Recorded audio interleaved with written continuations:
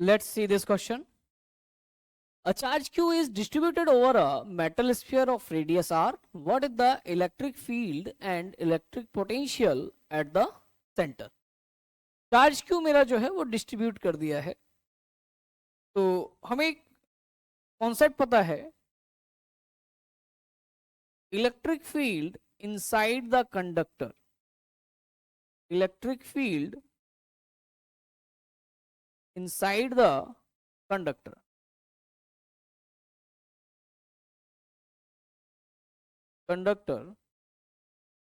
is equals to,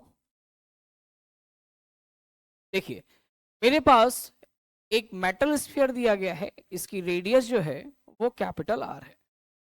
इस metal sphere की radius मेरे पास कैपिटल आर दी गई है। ओके, तो अब मैं क्या कह सकता हूं, ये कह सकता हूं कि यहां पर आर रेडियस दिया गया है और ये जो चार्ज क्यू है वो इस पर यूनिफॉर्मली डिस्ट्रीब्यूटेड।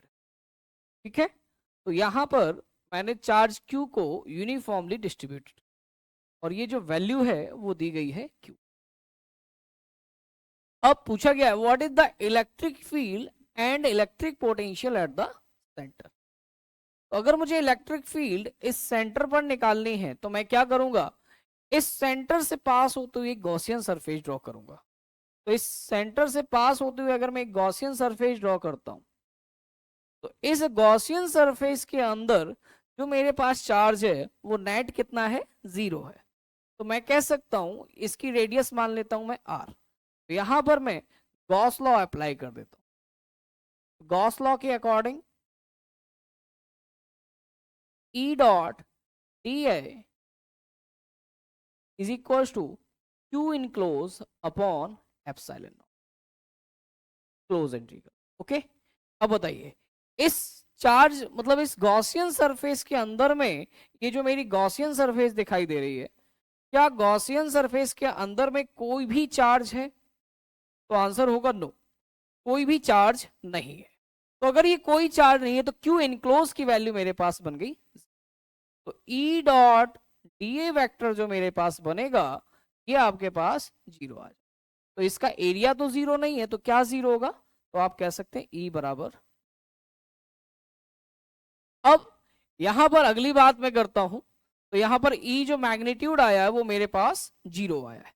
अब मैं यहां पर नेक्स्ट क्या कह सकता हूं कि पोटेंशियल निकालना है। तो पोटेंशियल इनसाइड, तो पोटेंशियल आ जाएगा, पोटेंशियल का फॉर्मूला जो होता है V एट पॉइंट O। अब ये चार्ज के कारण निकाल रहे हैं तो क्या बनेगा, K capital Q divided by R। Okay, और इनका अगर मैं ग्राफ बात करता हूं, inside the conductor electric field का जो ग्राफ होता है वो कुछ इस टाइप से आता है और पोटेंशियल का जो ग्राफ होता है वो कुछ ये रहता है, पहले कांस्टेंट रहता है, ये R बराबर R आता है और फिर तो ये E और R का ग्राफ।